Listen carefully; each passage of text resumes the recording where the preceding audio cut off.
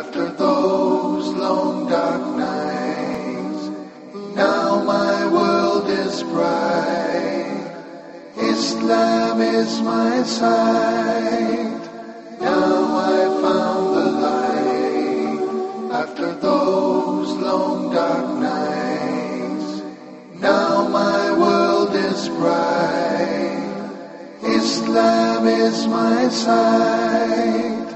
Now my Assalamu alaikum wa rahmatullahi wa barakatuh. Welcome to The Straight Path. I'm your host, Fuad Muhammad. Every Muslim should be ideal in whatever job he or she undertakes in this life. An ideal Muslim not only helps himself, but helps the community to be ideal. And there are very different individuals who tries to be ideal. And one is the family. But who is the head of the family? The husband. And that is why we choose today's topic to be the ideal Muslim husband. And the person who we're going to discuss this with is no other than Sheikh Asim Luqman Al-Hakim from the Kingdom of Saudi Arabia. Assalamu alaikum, Sheikh, and welcome to The Straight Path. Wa alaikum salam wa rahmatullahi wa barakatuh, and thank you for having me. We've chosen this topic because we have the ideal person to speak about it. Astaghfirullah wa atubu ilayh. Okay, we're talking about the ideal husband, the ideal Muslim husband. In our previous episodes, we mentioned about the ideal family, bringing up the kids, tarbiyah. We also talked in some of our previous episodes of being the ideal wife, but we've never really touched the topic of being the ideal man, the ideal husband, and the ideal father of the family. Let us look at the stage before marriage. When a woman is looking for a husband, what are the qualities she looks for in a man to be the ideal husband for her? And we're talking from an Islamic perspective. Okay, it's very good that you've said from an Islamic perspective, because I would have answered you by saying he's a knight in his shining armor. Mm-hmm. So that would be on his white horse, that would be the ideal husband. Mm-hmm. See, the problem is our society is so influenced by the media that it has this vague way of looking at things, and it's clouded. Mm-hmm. Their vision is clouded. They can't see clearly through the fog. Yes. Now, Islamically speaking, the Prophet ﷺ mentioned two conditions. That a person is practicing and you accept his religion. Mm-hmm. You accept his level of practicing. And the second condition is his behavior, his manners, his conduct, and his ethics. Mm-hmm. So if these two were fulfilled, then he would be the right husband, the ideal husband. Now, this, having said that, does not mean we should neglect anything else. Mm-hmm. But these come on the surface, on the top, and everything else comes or follows afterwards. But what the Muslims are doing nowadays is the other way around. Yes. So the first thing they check about his education, his bank account, whether he has a good job or not, how does he look, what family does he come from, and then at the very end, oh yes, before we leave, does he pray? Mm-hmm. So this is the wrong way of looking at things. Okay, so when a young girl is thinking about marriage, and when we talked about in the episode about the child upbringing, we said one of the first rights of the child upon his mother is to choose the ideal father. Especially in today's world, we are only speaking about the young people growing up now. And of course, we know many of the women now are studying in universities. They're academic, they're professionals. What are your advice to sisters when they're looking for that ideal person? What are some of the qualities they look for, especially in today's world? And how can they really recognize those qualities? I believe that it all revolves around these two characteristics that the Prophet mentioned, ﷺ. Because, analyze this. Mm-hmm. A marriage has an understanding. Mm-hmm. So, I would ask this girl who is looking for an ideal husband, what are you looking for? When she lists down her demands and requests, you definitely find that they are not realistic. Mm-hmm. Now, she wants him to be 23 years old with a PhD, which usually people, when they're 27 or 28 years old, maybe they can achieve that. And he has a prominent managerial job, preferably CEO, if not a VP would do. A big fat salary, paycheck at the end of the month, a big mansion, a driver, couple of cars, a beach house, a boat. What is this? This is what they think of an ideal husband. But they don't look beyond the tip of their noses. Look a little bit further. A man with such attributes, he would cheat on you. He's not going to be loyal to you. He's not going to get this wealth except from wrongdoings. So is this the man you want? Yeah, he has to be also, mashallah, an imam and a scholar. And what is this? This might be found in paradise, yes, if Allah is willing, but not on this world. So I always tell my daughters when they're in their marrying age, what do you want in a husband? What I feel that you should look for in a husband is one who loves you, who respects you, who fears Allah when dealing with you. And why is that? It's very simple. Because if he's happy with you, he'll cherish you and love you. And if he's unhappy with you, he will not do you wrongdoings. He will be fair. He will not be unjust with you because he fears Allah. So this is the win-win situation for me as a father. I'd love to choose for my child someone who would respect her, who would love her, and who would try his best to make her happy. Now, he may be rich, and he may be not. He may be fairly, well off, and he might be poor. Now, do I have to give my daughter to someone who is poor?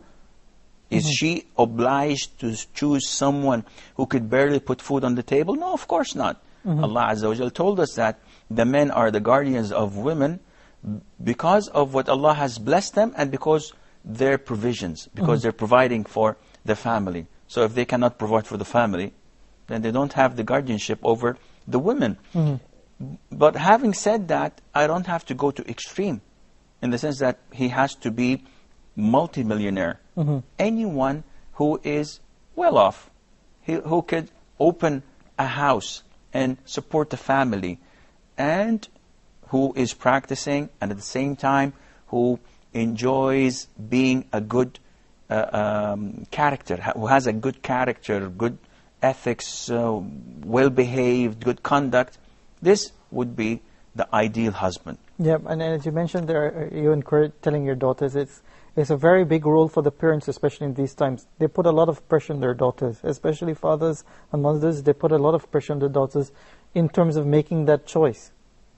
Unfortunately, it's true. Now, if you have a son, it's much easier for him to pick and choose. When it comes to the daughter, they're racing against the clock. Because the more the older they are, then the lesser chances of them being or getting the nice or the suitable spouse. Maybe in the West it's different, but where I come from in Arabia, if a girl is 18 or 19 years old and she's not married, she's being frightened. She's panicking because getting married at an early age for girls is not like getting married at an early age for boys. And that is why some parents make the mistake of pressuring their kids. And this is wrong. And some go to the extreme of forcing their girls to get married, even if the girl is not interested or does not want to do that now. They still force her to get married, and this is a sin and it's forbidden. Okay, so we look at the perspective from the girls. Let us look at the perspective of a young man growing up now. 15, 16, just out of secondary school, going into university. What are some of the things he has to do from now if he wants to be the ideal person in the future? What are some steps he takes? Well, among the very first is to be a practicing Muslim. So definitely the more you are practicing, and you follow the Quran and Sunnah, the more your life is blessed. The more everyone around you is blessed. And they're touched by your righteousness. Allah Azza wa Jal blesses a person who's practicing and everyone around him. So the minute this young boy is practicing and following the Quran and the authentic Sunnah to the letter, and going, acquiring knowledge from scholars and students of knowledge, trying to please Allah, Allah will make everyone pleased with him, first of all. Second of all, he has to be considerate. He has to know that as he has rights, others have rights as well. Yes. So once you look into the mirror and you see your own shortcomings and your disadvantages, you realize that no one is perfect. And this makes life much, much easier. When I look at my wife's shortcomings, I never get angry why she did not cook the food well, or why was it full of salt. I don't get angry with my wife when the house is not tidy or clean. I don't get angry with my wife when she does not iron my clothes. Why? I'm just a normal person like everyone else. Simply because I look at my own shortcomings. And I look at the things that my wife has to live up with. And then I start appreciating my wife and say, wow, if she can cope up with me and I'm a bad person with all my shortcomings, then the least I could do is cope up with her and appreciate the good things in her, which overwhelms the shortcomings. Okay, let's go back to the young person growing up and wanting to be that ideal husband as well. The concept is out there now, and many of the youths, they complain of this. They said, for the young man, he says, okay, I'm going to have a beard after marriage. Okay, I'm going to have my trousers cut after marriage. And same thing for the girl. But as we're concentrating on the boys, they said, girls, don't look at us. It's going to be difficult for us to find a wife.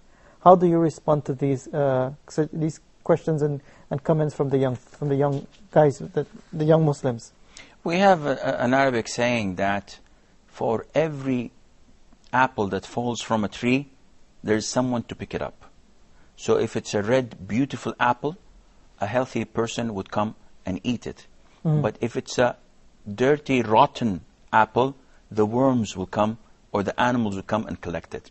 So this allegation is not acceptable. It's not valid.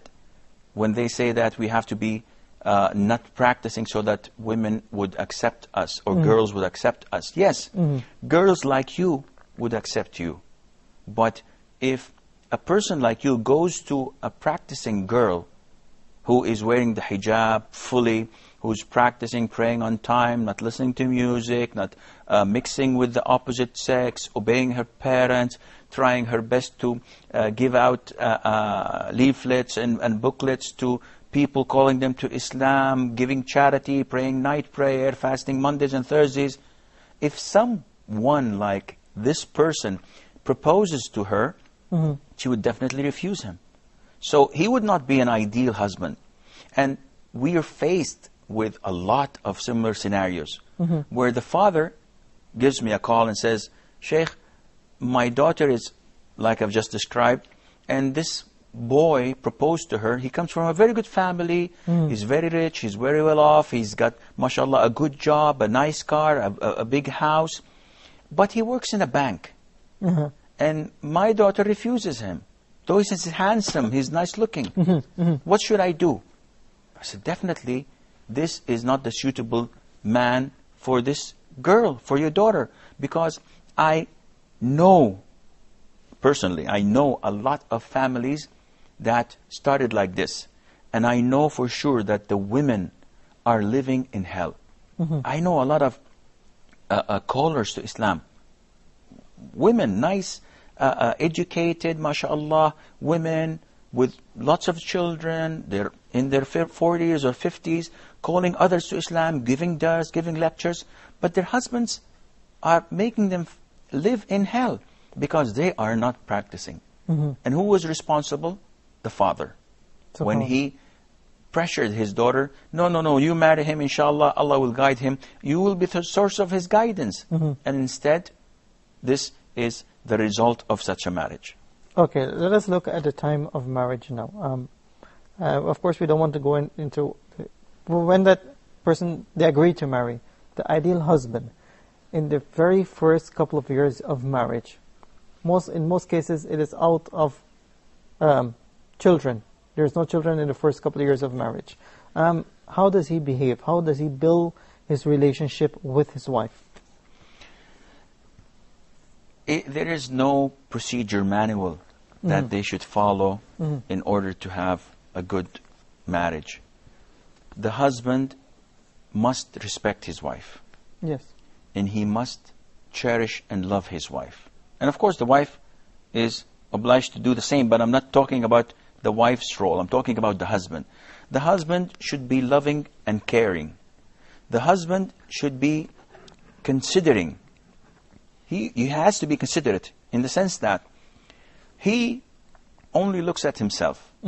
Whenever his wife is upset, he says, listen, I spent 9 hours at work, and then I went for a couple of hours shopping for the groceries, and I have debts to pay, I have bills to pay, and all what you do is nag that you're alone at the house, you need someone to talk. I need my time, I need my space. So everyone looks at his own needs and desires. Ideal husband is not like that. He is giving all of his life to his wife. He works and he's happy while he's working because he knows that this puts the food on the table so his wife and children would eat from. When he goes back home, he's considerate.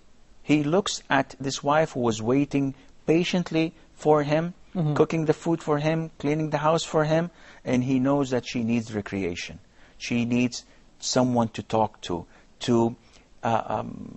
put her head on his shoulder and complain about things that bother her.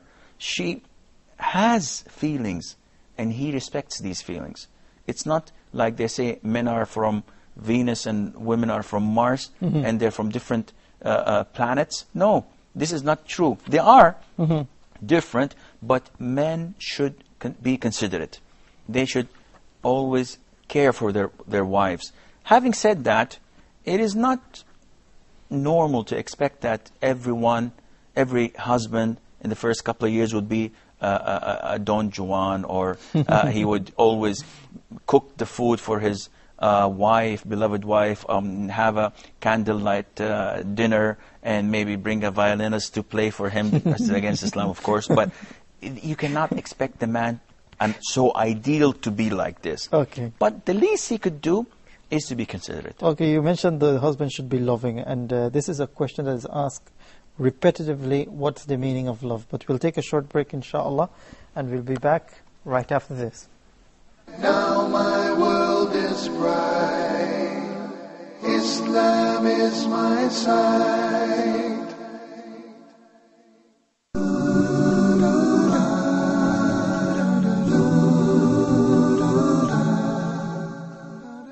Earth, the human heart, greed, exploitation, hatred, all diseases of the heart. For the cure, join Huda TV every Sunday at 20 GMT for Moments for the Heart.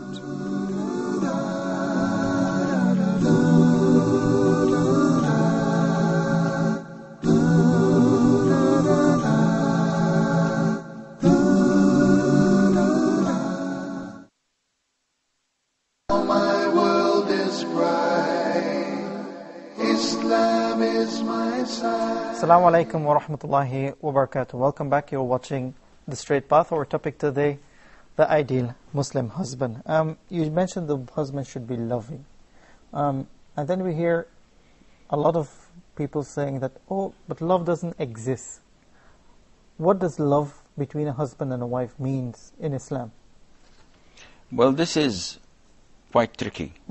I wish and I hope that my wives are not watching this, because then I'm going to be battered alive. See, love in the minds of people is the interpretation of the relationships they find in novels and movies. The romantic scenarios. It's even worse than romantic scenarios. It's the feeling that one gets. So people think that love is when my wife is not present, I feel stomachache, nausea, I'm restless, I have to see my wife and embrace her, and then I found love again. Well, this is fictional. This has nothing to do with love. The Prophet ﷺ was the greatest lover, and his wives loved him a lot, and he loved them a lot. And he used to love Aisha, may Allah be pleased with her, the most of all women. Yet, when you look at how he used to treat her, this is a clear illustration of true love. It's the respect, it's the kindness and tenderness in dealing. The Prophet ﷺ, whenever she used to take a bone with meat, cooked of course, and she would eat it, he would take it and he would eat from the same place that she had her bite from. Whenever she drank from a cup, he would put his lips in the same location. I know spouses, whenever his wife eats with a spoon, and he goes, say, go and get a new one. And he refuses to use the same spoon of his wife. And when asked, I said, are you crazy? She just ate from it. I ain't gonna eat from this. And as if she is, you know, with a disease or an illness. This is the love we're talking about. I met, well actually I was not met, I was stopped while driving once with by this man.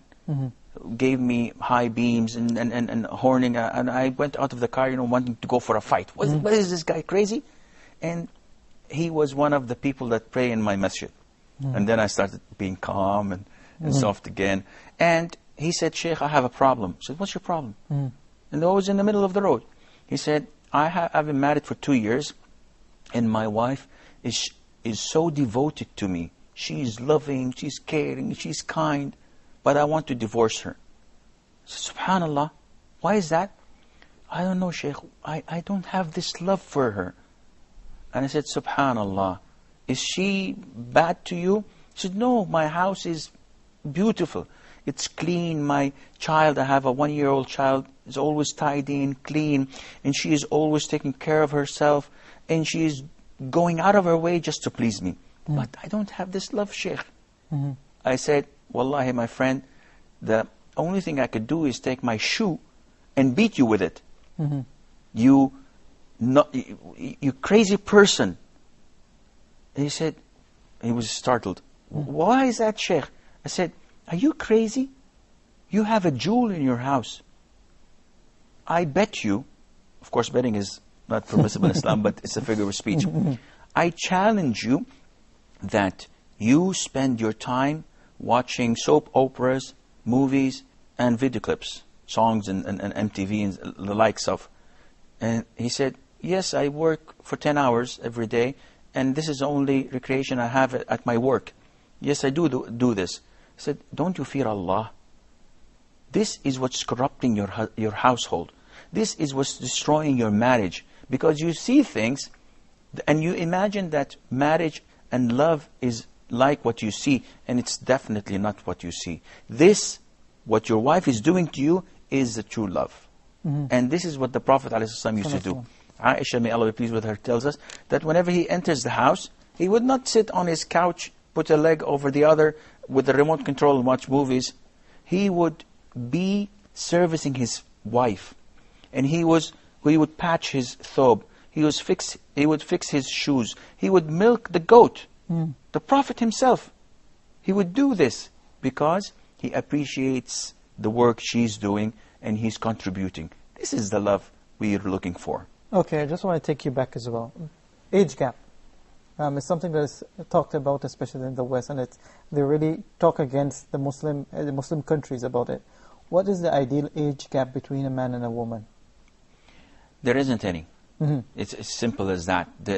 I would be lying to you if I say that it should be 5 years, 10 years, 30 years. There isn't any suitable age gap. You could get married to someone who's the same age as you, and she would be the silliest person on earth. And you can marry someone who's 20 years younger than you, and she would be the most sensible person on earth. It depends. People vary. The Prophet ﷺ, when he married Khadija, may Allah be pleased with her, she was about 15 or 20 years older than him. And they had the perfect marriage.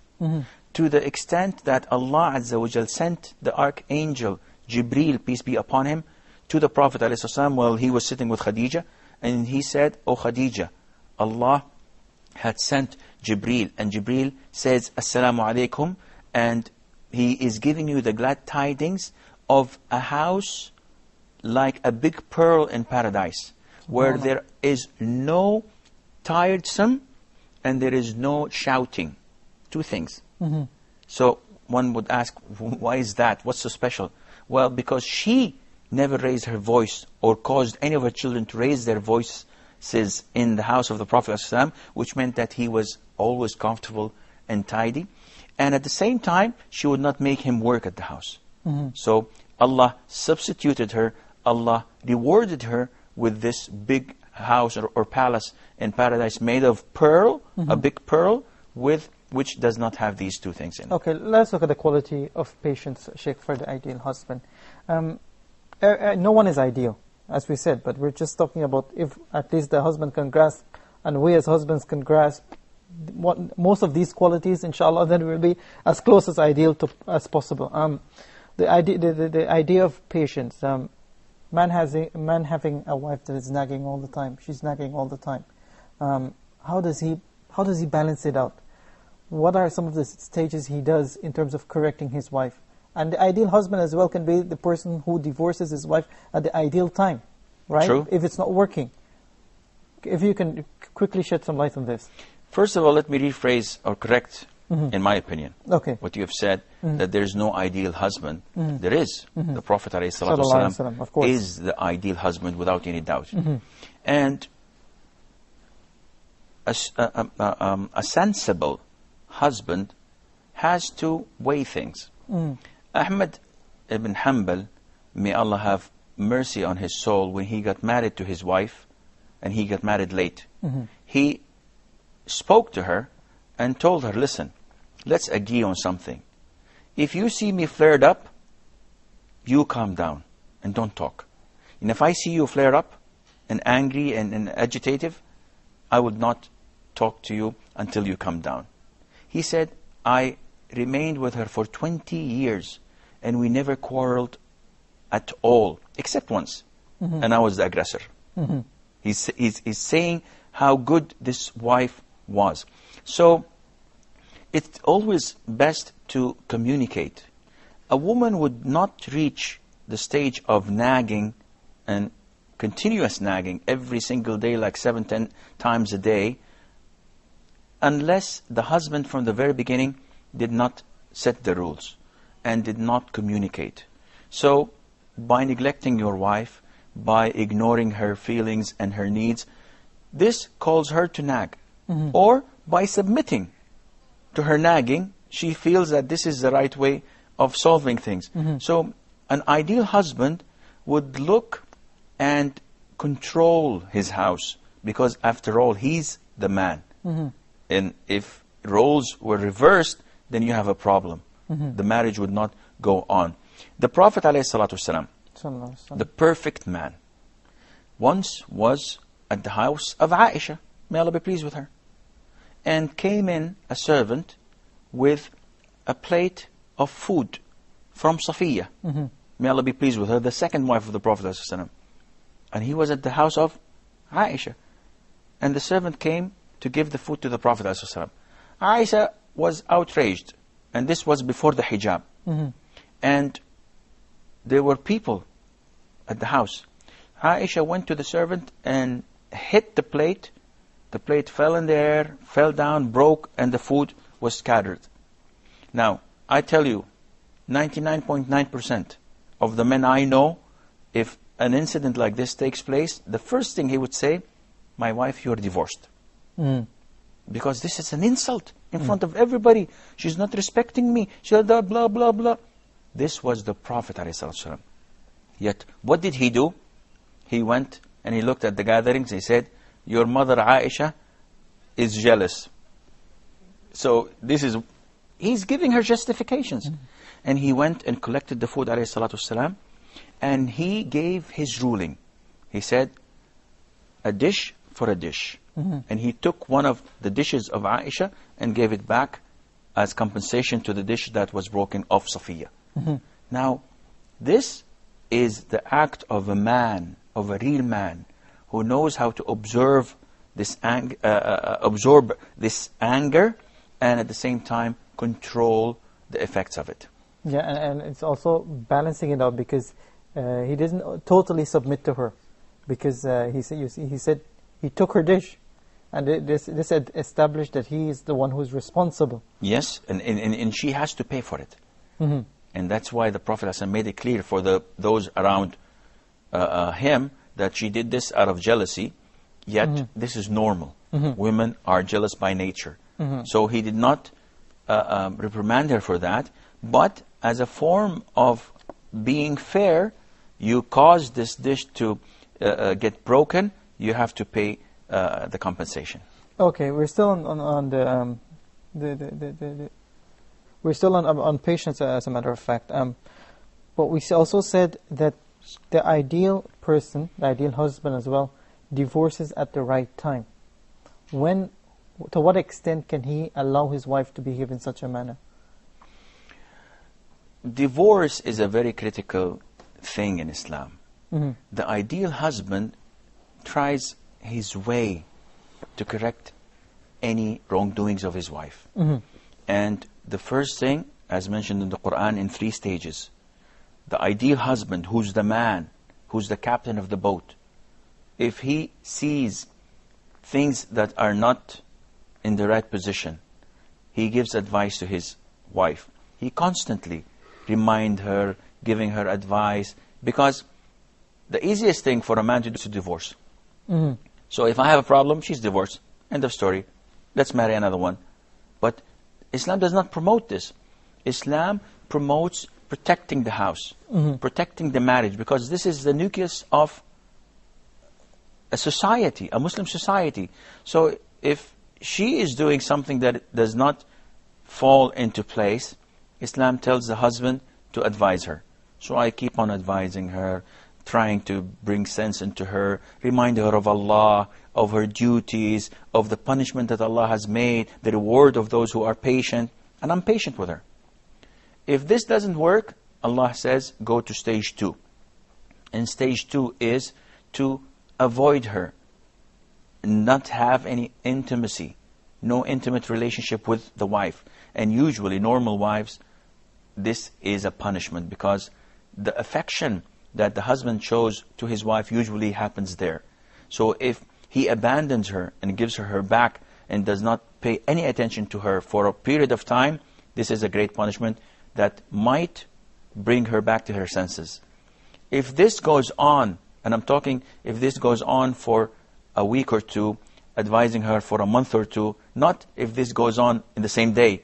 I advise her in the morning, I didn't go to bed with her in the evening, and at night I'm going to spank her. No, this is not the way. You give everything its a proportion. The last and third stage, if all of these advising and neglecting her do not pay off, Islam, the Quran tells us to spank them. But the Prophet tells us, ﷺ, do not spank the face, do not break a bone, do not shed blood, which is something negligible. It's like bringing the toothbrush and just, spanking her on her hand. This is a punishment. But unlike what they say in the West, this is abuse. Well, Islam looks at the greater cause and benefit, which is protecting the marriage. Now, if you go to any divorcee, any woman who's divorced, would you prefer that your husband spanked you on your hand and reprimanded you so that he would bring you back to your senses, or what you're doing now and living as a divorced woman I bet, well again, betting is not halal in Islam. I challenge you that 99% would have said, I wish that things would not have come to what they are now at the moment. Yeah, but during this whole process, how does the man behave with the woman? He treats her with anger, because when a woman, and it's a human thing in us as well, that when a woman behaves in such a way, how does the man, what face he shows to his wife when he's going through these processes? First of all, the Prophet ﷺ advised us and said, fear Allah in your wives, because they are like prisoners in your houses. And this is the fact. Wives are like prisoners. They can't go without our permission. They cannot do things without their permission. They're obliged by Islam to seek our pleasure so that Allah would reward them paradise. So we have to we must not take advantage of this and abuse them. If my wife is treating me badly, the easiest thing for me, as I said, is to divorce or to spank or to be abusive. Yes. But this is not the ideal husband. The Prophet said, ﷺ, the strong person is not a good wrestler or a good fighter. The strong person, the actual true strong person, is the one who refrains from being angry and who controls himself in times of anger. She's a woman. And the easiest thing I could do is slap her on her face, but this is not a man who does this. Aisha, may Allah be pleased with her, Anas, may Allah be pleased with him, said that the Prophet ﷺ never ever spanked or hit or beat a woman or a child. Subhanallah. Subhanallah. We continue to talk of some more characteristic of the ideal husband here on the straight path, but we'll take a short break and we'll be back right after this. Now my world is bright. Islam is my sight.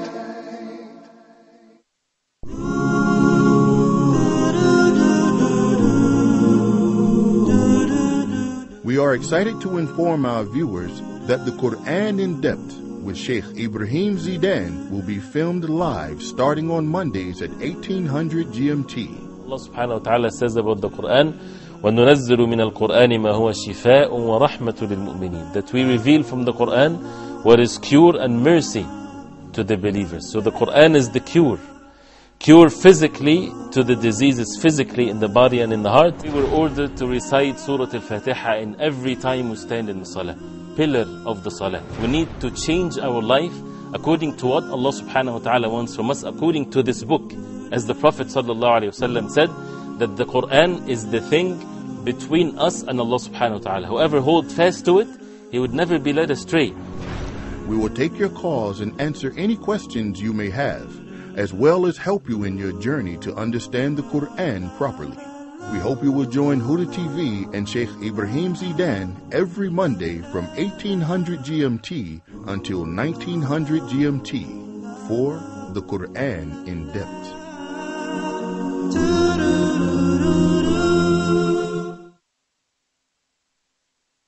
Now my world is bright. Islam is my sight. Assalamu alaikum wa rahmatullahi wa barakatuh. Welcome back. You're watching The Straight Path. Our topic today, the ideal husband, and we're discussing it with Sheikh Asim Luqman Al-Hakim from the Kingdom of Saudi Arabia. So we talk about the characteristic of patience. Okay, many men today as well, when it comes to the family and the responsibility of the family and the children, they place it on the wife. How does the ideal husband support his wife in the upbringing of kids? We cannot neglect the role of the man in the house. The woman by nature is kind and merciful. So she gives a lot of love to her children. She gives a lot of consideration. She's tutoring them. She's taking care of them. She's so fragile. And that is why the Prophet ﷺ, when asked, whom should I seek with my best companionship? The Prophet said, your mother. And then he said, then who? He said, your mother. And then I said, okay, then who? Your mother. The guy wanted to know what's the end of it. And then said, then who? And the Prophet said, your father. So the mother has a great role. But the father has an extremely big role as well, because he's the one who disciplines the children. He's the one that they fear. Well, let me rephrase that. He's the one that the children respect most. And that is why he has to have a say in how things are. So many times the mother is emotional. She would say that, come on, allow the children to do this or allow them to do that. Let them spend the night here or there. The husband is the one with the proper judgment. So he's the one to say yes or no. He has to contribute, but his contribution would not be compared to the mother's contribution. Therefore, it would not be fair to say that, well, he should have 50% of the upbringing of the children as the mother would have the other 50%. This is not logical, because he spends most of his times outside of the house. Maybe he would not get the time to spend with the children except an hour a day. An hour would be great. And that is why the ideal husband tries his best to assign quality time to spend with his children. Now, I hope that I'm not being a hypocrite by saying this, because I am the most person who is in need for such an advice. Unfortunately, it is not sometimes possible.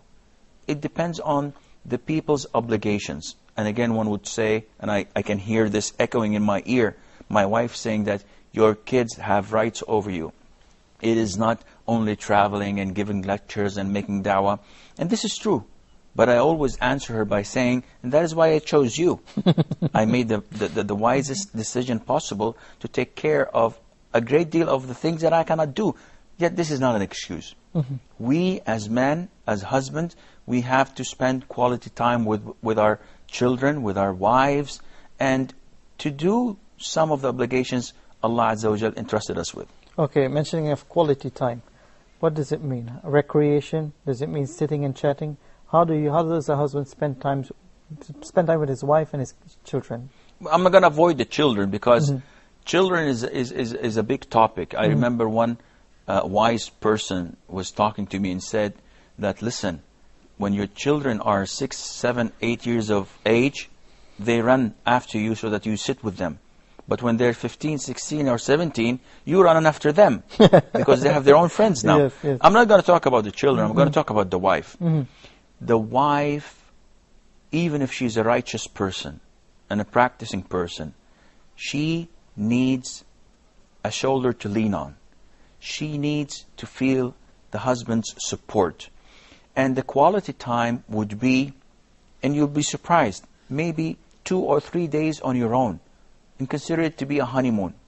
As Muslims, we believe the whole year is honey. And we don't need to celebrate our anniversary or so on, because we respect and love our wives throughout our whole lives. But it is very important to spend quality time with your wife that gives her a boost for a couple of years. And you try this.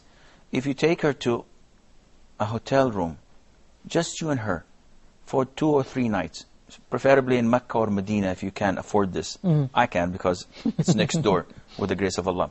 But taking her down to the restaurant to have breakfast, or better more, bringing her breakfast in her bed, trying to do whatever you can to please her, to remind her of the beautiful days at the very beginning of your marriage.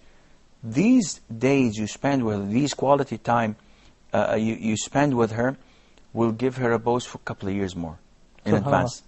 But we neglect this. We're so busy with what we do with our work, with our hobbies, with our sports, with our researches, and some of the things that we're occupied with, they might be legitimate and rewardable at the side of Allah, but we have to know the priorities every now and then. Okay, let us look into the ideal husband in the home a bit more as well. Many Muslim men see it as something that is a challenge to their manhood. When they help the wife to do the dishes, maybe to clean the house. To what extent can the husband play the role of helping his wife in the home?